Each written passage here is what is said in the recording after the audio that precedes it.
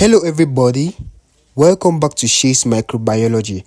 If you have been following along, we have already seen what bacteria look like, their structure, their parts, and all those tiny details under the microscope. But today, we are going a step further. We are talking about the life and energy of bacteria, how they grow, how they feed, and basically how they survive anywhere, from your gut to dirty surfaces. Honestly, understanding bacterial growth and metabolism is like reading their survival guide, and trust me, it's actually pretty fascinating. So grab your notes, sit back, and let's dive in. By the end of this video, you'll be able to explain binary fission, how bacteria reproduce, describe the phases of bacterial growth, understand the conditions bacteria need to thrive, identify how bacteria get nutrients and energy, relate bacterial metabolism to infections and lab work. Think of it as connecting what happens in the lab to what happens in real life. So, let's start with reproduction. Bacteria don't have genders, no boy, no girl, no pregnancy.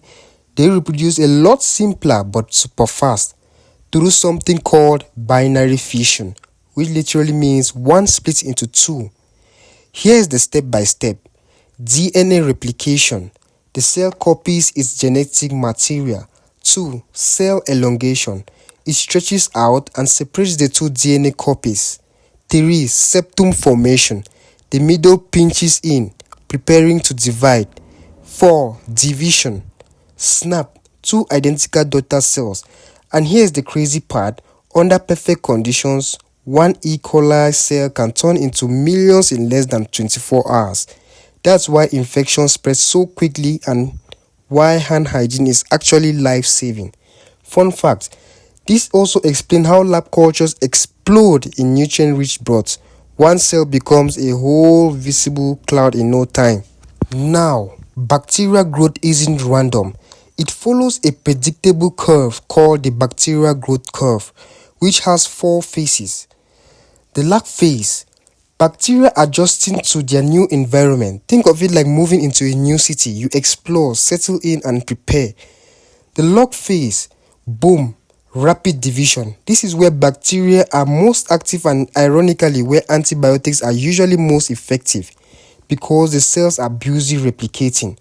The stationary phase, resources start to run out. Some cells divide, some die. It's balanced. The dead phase, nutrients are gone, waste accumulate, and most bacteria die. Only the resilient few survive. This curve actually mirrors what happens in infections. A rapid rise, a plateau, and then a decline with treatment or immune response. Bacteria are like picky guests at a party. They need the right conditions to thrive. Temperature, most pathogens love 37 degrees Celsius, aka the human body temperature. Moisture, water is essential, without it, no life. Nutrients, sugars, proteins, fats, different bacteria like different diets. pH and oxygen. Some need oxygen, aerobes, some hate it, anaerobes. That's why some bacteria thrive in wounds, guts, or soil. And it's also why refrigeration, sterilization, or drying slows or stops their growth. It's like closing the party doors. Next up, food. How do bacteria feed? It depends on whether they can make their own food or take it from the environment. Autotrophs, self-sufficient, they produce their own energy. Photoautotrophs use sunlight like cyanobacteria. Chemoautotrophs use chemical reaction like nitrifying bacteria. Heterotrophs rely on organic material. Most disease-causing bacteria are here, feeding on host or decaying matter. Energy sources also divide them further. Photoautotrophs, light plus carbon dioxide. Chemoautotrophs, inorganic compounds.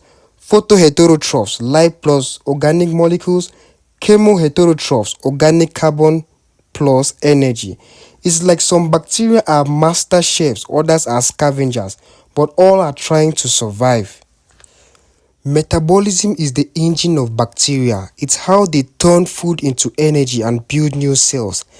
Catabolism, breaking down molecules for energy. Respiration, fermentation. We have anabolism, using that energy to build cell parts. Different bacteria use different pathways. Aerobic respiration needs oxygen, anaerobic respiration no oxygen.